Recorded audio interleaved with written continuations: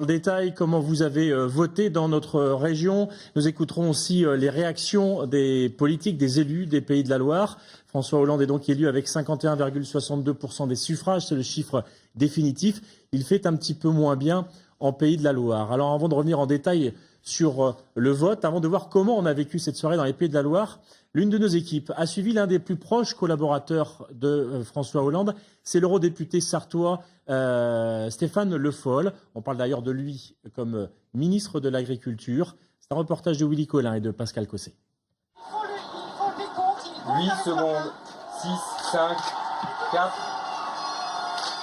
Selon notre estimation, Stéphane Le Foll est l'invité de la radio RTL quand le visage de François Hollande envahit les écrans. C'est pour lui une très grande joie, mais qui restera intérieure tout au long de la soirée. C'est aussi l'aboutissement d'un chemin semé d'embûches.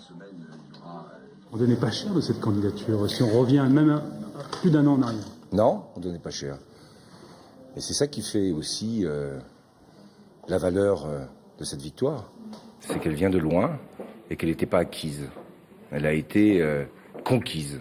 Et donc, ça lui donne encore une valeur supplémentaire. Et c'est pour ça que l'émotion qui est la mienne, elle est d'autant plus forte. Un peu plus tôt, le fidèle des fidèles, comme on le surnomme, a fait une halte au QG de l'avenue de Ségur où, durant de longues semaines, il s'est donné sans compter ni calculer. Ici, à Europe 1, en écoutant le discours de son champion depuis Tulle, il sait qu'une page se tourne, se pose désormais la question de son avenir. Moi, je ne réclame rien. Par principe, j'ai fait ce que j'avais à faire. J'ai toujours été là quand il avait besoin. Et ma foi, s'il a besoin, il sait qu'il pourra m'appeler comme il l'a souvent fait. Et moi, je répondrai présent. Mais c'est lui qui décidera. Moi, je ne demanderai rien. Merci d'être là. Bah non, c'est pas mal. Bon, ça va? C'était chaud, là? Chaud, ouais, bon, je vais y aller, alors. Voilà. Ouais. Voilà. Merci, en tout cas. Merci, à bientôt. allez, allez-y, bon courage. En route maintenant pour la Bastille et la fête, avec au passage un petit bain de foule. Le Foll, artisan de la victoire, passe de l'ombre à la lumière. Je vous propose donc de remonter le temps. Hier, il est un peu avant 20h dans les Pays de la Loire.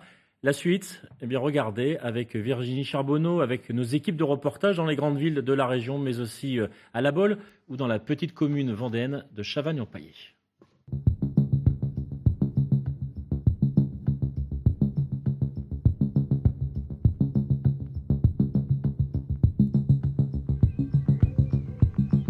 Il est quelle heure? 19h25. François Hollande, 671. Nicolas Sarkozy, 1491.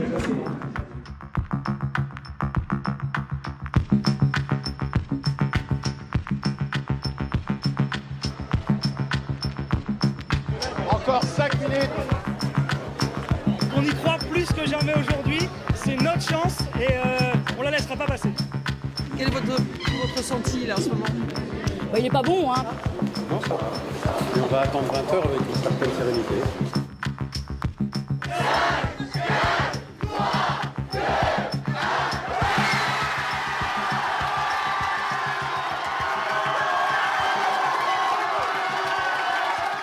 Les Français ont choisi François Hollande à 51,8%. François Hollande, le candidat socialiste élu président de la République.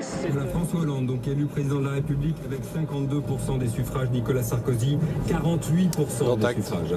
C'était un peu attendu quand même. Même si on peut toujours penser que dans l'isoloir, il peut se passer beaucoup de choses, mais c'est l'expression de la démocratie, donc faut respecter le choix qui est fait. C'est voilà.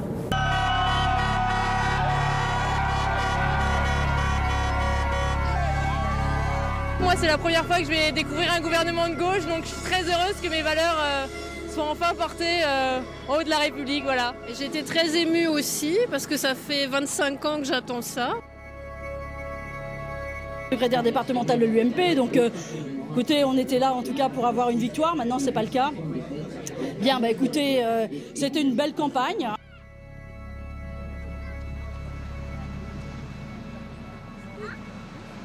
La Baule, c'est pas un bon exemple sur le plan national. Parce que nous sommes de droite et vous ne voyez pas la Baule passer à gauche.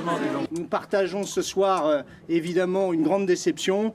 Je crois que nous avons fait derrière Nicolas Sarkozy une grande et belle campagne. Voilà, je vous invite, vous tous, à rentrer. Nous avons 6 semaines de campagne, 6 semaines pour faire de cette circonscription enfin un vrai espoir sur cette agglomération nantaise. Je compte sur vous, je compte sur votre engagement. J'ai la conviction que nous pouvons gagner cette circonscription, mais je ne peux y arriver qu'avec vous. Alors aidez-moi, et nous y arrivons. Merci. Les affiches tout de suite. Le champagne était au frais ce soir, on va le laisser 6 semaines de plus.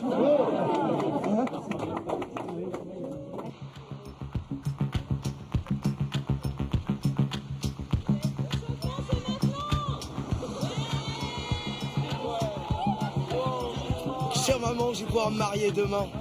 Je t'embrasse fort, le changement.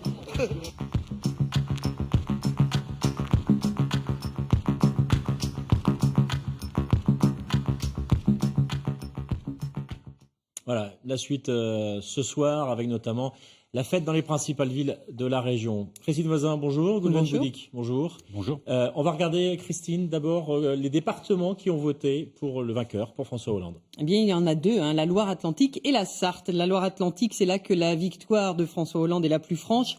56,3% des voix, 4 points de plus que Ségolène Royal en 2007. La carte de la Loire-Atlantique grossit un peu plus et c'est évidemment dans les grandes villes et l'estuaire de la Loire que les scores du Parti socialiste sont les plus importants. L'autre département à voter pour François Hollande, c'est la Sarthe, département qui avait déjà basculé au premier tour. Cette fois, le candidat socialiste a totalisé 52,6% des suffrages, 1 point de plus que la moyenne nationale. D'ordinaire, ce département vote à l'unisson du pays. Oui, il avait voté, Goulven Boudik, pour Nicolas Sarkozy en 2007 au deuxième tour. Qu'est-ce qu'on peut faire comme synthèse sur ces deux départements ? Alors, au-delà des deux départements, le premier fait, c'est quand même le fait que François Hollande soit majoritaire dans la région, ce qui n'était pas arrivé pour un candidat de gauche depuis François Mitterrand en 1988, qui était une élection un peu exceptionnelle. Et cela montre ce que l'on avait dit déjà il y a 15 jours, à savoir la relative banalisation de la région, autrefois région très ancrée à droite, et de plus en plus aujourd'hui une région conforme aux résultats nationaux. Avec des départements en effet qui se distinguent. Alors la Loire-Atlantique traditionnellement plus à gauche, avec un ancrage à gauche affirmé depuis maintenant une dizaine d'années, avec la bascule notamment du Conseil général, la conquête d'un grand nombre de parlementaires. Et puis la Sarthe, alors la Sarthe qui est un département qui est le plus l'objet de l'alternance, qui vote tantôt à droite, tantôt à gauche, qui est plus soumis aux effets de conjoncture, qui a tendance à voter pour le vainqueur, même si là le score de François Hollande est un petit peu plus large. Et c'est vrai que la Sarthe sera regardée avec beaucoup d'attention dans le cadre des élections législatives, puisque c'est là que les gains pour la gauche sont probablement les plus forts dans l'escompte en tout cas. Ouais, et je rappelle que vous aviez prédit il y a 15 jours une victoire de François Hollande dans les Pays de la Loire. Votre pronostic était bon. On va entendre tout de suite les principales réactions. On va rester dans le camp des vainqueurs. Principale réaction donc des élus socialistes de la région. On écoute la section faite par Lionel Cortz.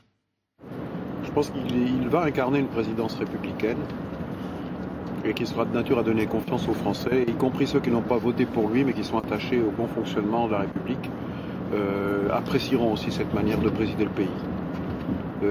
Non pas de diviser mais de rassembler autour de ce qui nous est commun, nos valeurs. Et je pense que c'est la condition aussi du redressement du pays. C'est à la fois la justice, mais c'est aussi la manière de faire fonctionner la République. Je pense que maintenant, c'est le temps de la mobilisation, c'est le temps de l'effort, avec l'idée de la réconciliation, de la confiance. Confiance entre nous, entre les Français, mais aussi confiance dans l'avenir de la France, ce qui est effectivement une situation extrêmement étonnante que l'on connaît actuellement. Ce seront des années dures, mais il peut compter sur les collectivités territoriales qui sont majoritairement à gauche pour l'aider à soutenir cet effort, car il y aura des efforts à faire et si la victoire est belle, les champs restent à cultiver. Christine, on a vu les départements qui ont voté à gauche, les principales villes maintenant, quasiment toutes. Oui, parce que les principales villes, Xavier, sont gouvernées par la gauche. À Nantes, la ville de Jean-Marc Ayrault, François Hollande a totalisé 61,5% des voix. Le score le plus important, c'est Saint-Nazaire avec 66,2, 5 points de plus que Ségolène Royal en 2007.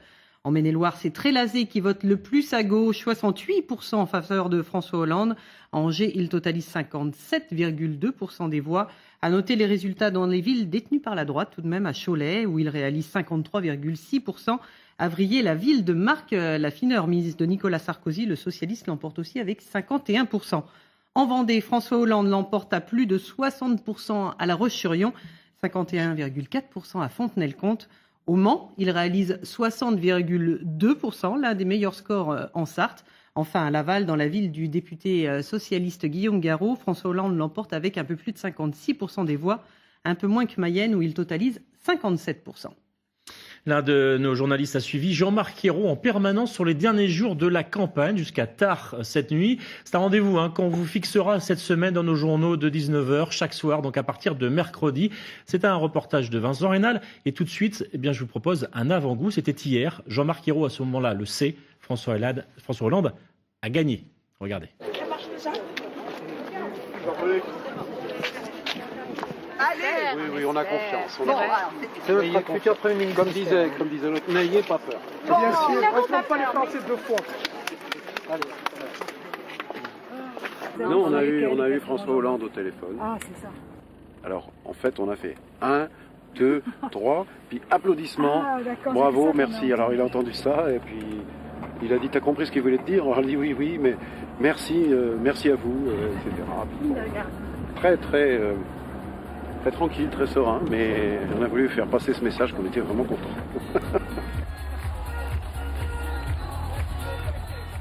Jean-Marc Ayrault qui danse, c'est une image rare, assez rare.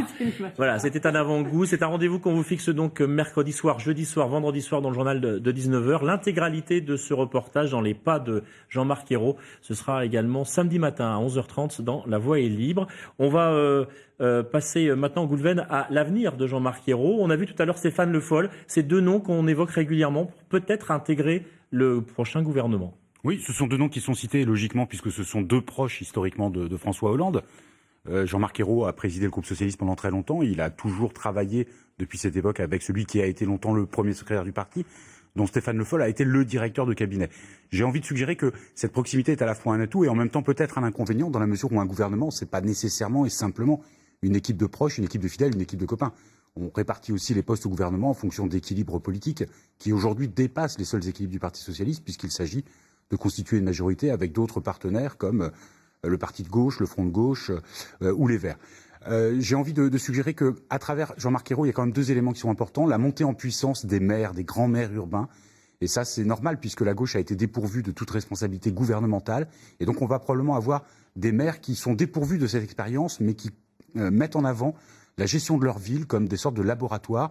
Et on sait que Jean-Marc Ayrault le fait régulièrement avec son expérience nantaise. Le deuxième point, c'est aussi d'une certaine manière, à l'image de tout ce qu'on dit depuis des années, sur la bascule à gauche du Grand Ouest, puisqu'on a vu dans cette campagne François Hollande venir au lendemain du premier tour en Bretagne, rendre hommage aux électeurs bretons et mettant en avant des figures comme celles de Jean-Yves Le Drian, Bernard Poignant ou Jean-Marc Ayrault.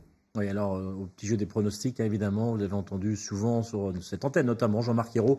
On parle de lui à Matignon pour être Premier ministre, et puis Stéphane Le Foll, c'est le spécialiste des questions agricoles, et il pourrait être nommé ministre de l'Agriculture. Et si Jean-Marc Ayrault prend effectivement Matignon, ou s'il prend un grand ministère, il va devoir quitter la mairie de Nantes. Donc c'est à suivre. Sachez-le, on l'a appris il y a tout juste 2-3 minutes, eh bien la passation de pouvoir se fera finalement mardi prochain, le 15 mai, et donc la nomination du Premier ministre et du gouvernement certainement dans la foulée, parce qu'il y a un G8 aux États-Unis. Christine, avec vous, on regarde maintenant ces départements qui ont voté pas dans le même sens que le reste de la France, ils ont voté Nicolas Sarkozy. Donc les trois autres départements, d'abord la Vendée qui reste en bleu avec 55,5% des voix pour la droite. Département qui, dans notre région, a offert le plus gros score à Nicolas Sarkozy, avec des résultats importants sur la côte et dans le bocage. À noter le nombre important de bulletins blancs et nuls dans certaines communes, 17% à Tifauge. Les électeurs du MoDem et du FN avaient totalisé un tiers des voix. Manifestement, ils se sont abstenus. En Mayenne, Nicolas Sarkozy totalise 53% des voix. Il faut rappeler que le président du Conseil général de la Mayenne, Jean Arthuis, a soutenu la candidature de François Bayrou au premier tour, puis appelé à voter Nicolas Sarkozy au second. Enfin, dans le Maine-et-Loire, Nicolas Sarkozy était en tête au premier tour, et bien il le reste à l'issue du second tour avec 51,15% des voix. C'est dans les Mauges et dans le Saumurois que les scores de la droite sont les plus larges. Alors comment a-t-on réagi du côté des élus dans le camp battu? Écoutez. Je crois que c'est la crise, si vous voulez. On regarde ce qui s'est passé partout en Europe. En Espagne, le Premier ministre s'est fait sortir, en Portugal le Premier ministre s'est fait sortir, en Irlande le Premier ministre s'est fait sortir, et je crois avec des écarts qui étaient bien plus importants. Je pense que François Bayrou porte une grosse responsabilité. C'est un homme seul, isolé, et qui a mis l'UDF en bas. Il y a un troisième tour à cette présidentielle. Ce troisième tour, ce sont les élections législatives qui auront lieu dans quelques semaines. Et dans un pays où, ce soir, le président de la République, le Sénat, les régions, les départements, les grandes villes sont de gauche et dirigés par le Parti socialiste, je souhaite que nos concitoyens fassent en sorte d'élire suffisamment de députés UMP pour faire en sorte qu'on n'ait pas une pensée unique et qu'on puisse avoir des débats.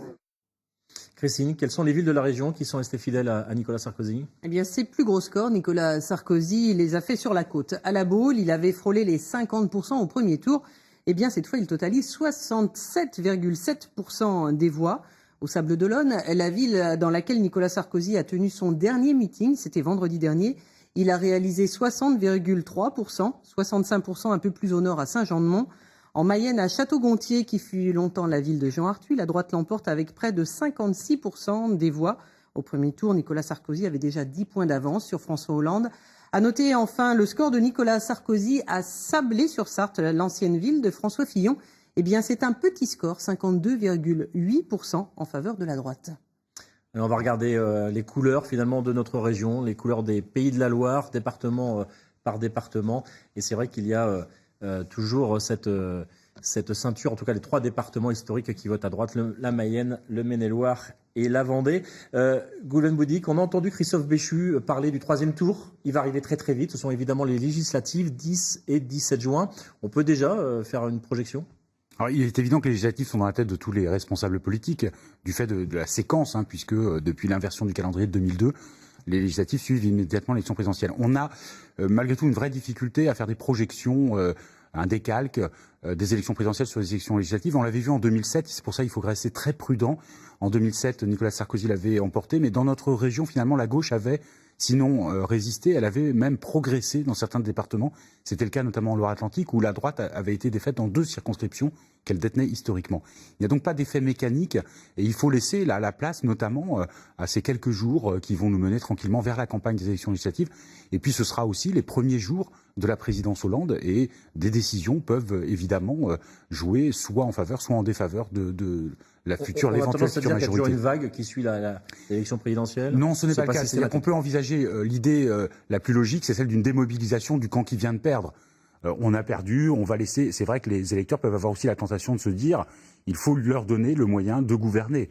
Mais ce que l'on constate, c'est que ça n'a pas toujours été le cas. Et en 2007 notamment, certes, l'UMP a obtenu une majorité, mais dans notre région, ça s'était traduit par une forme de résistance, voire de sursaut de la gauche entre l'élection présidentielle et les élections législatives. Le fameux incident sur la TVA sociale évoqué par Jean-Yves Borloo face à Laurent Fabius. Merci Goulven. Alors ce matin, eh bien, la région, comme les autres régions françaises, la région s'est réveillée avec un nouveau président de la République. Comment avez-vous réagi? Quelles étaient les principales réactions? Regardez, au Mans, à Nantes ou à Saint-Nazaire. 7h30 devant un lycée du Mans. Malgré la brume, les consciences politiques sont déjà bien réveillées, alors que le nouveau président a placé hier les jeunes en premier plan. C'est bien qu'il y ait un président qui prenne conscience que la jeunesse, c'est ce qui porte un pays pour les années à venir. Je suis content que Sarkozy ait perdu parce qu'avec toutes les affaires qu'il y a eu au niveau de magouilles d'argent, tout ça, j'espère qu'Hollande il va régler tout ça, que ce soit bien honnête, droit. C'est une évolution pour la France. On a vécu 5 ans dans la crise et je pense que ça va changer quelque chose. Arrivé à Nantes, place aux actifs, ce déménagement à l'Elysée ne rassure pas vraiment tout le monde. Je suis quand même inquiète parce que les finances publiques de l'État aujourd'hui, c'est un élément extrêmement important. Et je pense que dans la politique de notre futur président, les finances ne vont pas s'améliorer. On donne déjà trop de choses aux gens qui sont dans la nécessité, mais on les aide pas forcément à trouver d'autres solutions. Donc là, je pense pas qu'avec Hollande, ça va améliorer les choses. Par contre, du côté des chantiers à Saint-Nazaire, cela faisait bien longtemps qu'on n'avait pas vu autant de sourires à l'embauche. Ravi. C'est le seul mot que je pourrais vous dire. Ça va aller beaucoup mieux parce que je pense que Nicolas Sarkozy a vraiment écrasé la France, n'a respecté pratiquement personne. À part l'UMP, son groupe, il est pour les riches, il n'est pas pour pour les pauvres, pour les ouvriers, quoi. On peut juste espérer que ça puisse nous permettre d'avoir une meilleure visibilité dans les mois à venir sur la construction navale à Saint-Nazaire, quoi. De l'espoir donc pour que cette nouvelle croisière socialiste se passe au mieux pour tous ses passagers. Voilà, fin de cette édition spéciale. Tous les résultats, tous les sujets sur le blog de la rédaction politique. Je vous retrouve ce soir à 19h pour une nouvelle édition spéciale présidentielle en Pays de la Loire. Bonne journée.